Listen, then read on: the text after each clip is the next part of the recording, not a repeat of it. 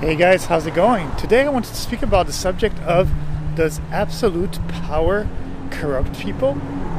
Well, if you do look at the history of mankind, you will probably inevitably say that power does corrupt a lot of people. Now, does it corrupt everyone?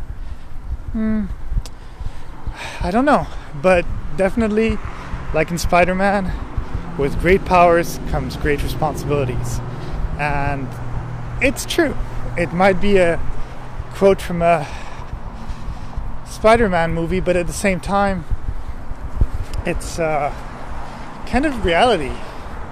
And at the same time, what happens also is that if you are in a position of power, then basically, well, it becomes in some way your responsibility, if you're a good person, to hopefully help other people on this earth.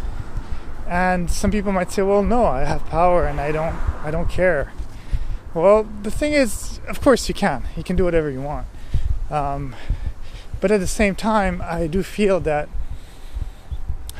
if you're in that kind of a position, let's say you have an unlimited amount of resources, money, fame, power, all that stuff, why wouldn't you want to at least attempt to do something good?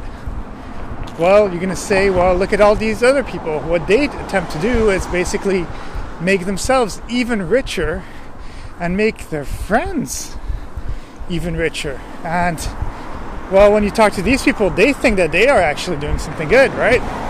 But it's almost as if by having that power, maybe having been born in that kind of a society, you kind of forget that there's a lot of normal peeps out there that would not benefit from the things that are given to the richer, or that should be in the richer. So that's why you would see, like, nowadays, like especially this year and stuff like that, there's been an enormous amount of raise in tax.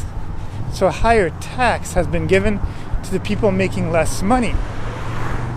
And that's not really fair, because the people who are on the much higher spectrum of cash income are actually benefiting from the changes that have been made, and they're paying less taxes, or in some companies such as Amazon or some other people, which I shall not name,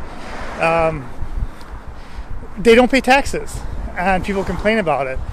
But the thing is that the people who made these rules made it for them to not have to pay taxes, but it comes at the expense of the people making less money. So I guess with that great power came great responsibilities of helping out the people within your same level of money making, but you basically ruined it for a lot of the middle class people. And that's the thing that's kind of scary. But in an ideal world, if you have power, what you would do is definitely simply try to do good. Even the simple fact of being able to give to companies, to organizations that can help people in the third world, or people that need help, or medical issues, or whatever you want it to be, is amazing. And it doesn't take much at that level. They're basically getting also their little tax break by doing that, and at the same time you're basically helping a ton of people, which is great. So you have to help out, I think, because it comes. The thing is, what's funny is that in our society, everybody has their own little property, everybody has their own little car, everybody has their belongings and all that stuff. But then you think about all the empty houses, and you think about all the wasted and thrown out food, all the basically electronic things, such as TVs and iPhones and all these things that just get thrown out. And even because, you live in a society where everybody wants the latest thing, then people have more money, they keep on upgrading, and they don't really care about the rest. Maybe it's even their iPhone that they bought a year ago could probably be in a closet unused because it's old technology. And that's where the problem lies, is that we all live in this big organism called Earth, but at the same time we all seclude ourselves and we all say that this is mine, and we all don't share, which I don't understand. You can't share all the time. Definitely a lot of people, to get to the position that they were at, or that they got to, or that they will get to very soon, they had to fight, because in a way the world is a jungle. It's an urban jungle. It's we're not killing ourselves in the same way as animals do, but we are killing ourselves in a very animalistic way by basically the strongest will survive, right? Survival of the fittest. And it comes down to that. And how we are the fittest in this society is money.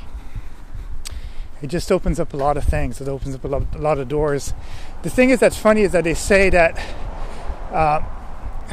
problems cannot be solved by money, or by, it will not give you happiness. You know, money will not give you happiness. But the problem is that when you're rich or well off, money will not give you happiness. But when you're middle to lower middle class, well, guess what? Money will actually solve every single problem that you have.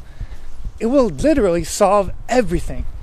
And then after that, of course, if you're not using it right and you're not getting rid of your debts and all that stuff, then you're screwed. So then again, you get into that vicious cycle of money cannot solve everything and money will not give you happiness. But if you're bloody poor and you're in the street and all you want to have is a roof over your head, or you want to be able to start a business, but you have an idea and you want to work, but maybe nobody's giving you that opportunity, well, guess what? Then money will actually give you all the solutions. But that's for the people who are in that really, really lower bracket. And then the higher you go, the less problems can be solved with money, because even people who have a lot of money die, they get ill, they have a lot of different issues. So there's some things that you just can't avoid, unfortunately. But going back to the subject of responsibilities, if it's just as easy as 1, 2, 3, here I give you some cash, get some tax deductions and stuff like that, but why not just help out? And if you want to go above and beyond and actually take an interest and see things, then go and help out third world countries, or go to your organization and try to help out for this and that illness, you know? So there's so many things. And if you like animals, well, there's also ways of helping out animals.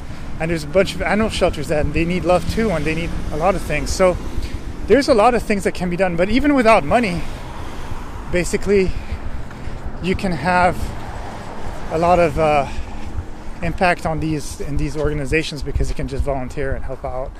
But that's a different issue. Now we're talking about basically, with great power comes great responsibility.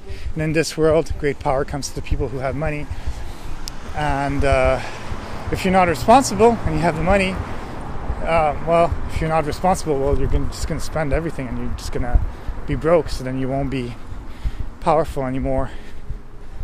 But yeah, it is definitely the job of the people that are in the government, that are royalty, that are many, many things that need to take care of this world, because we only have one world and just a finite number of countries, and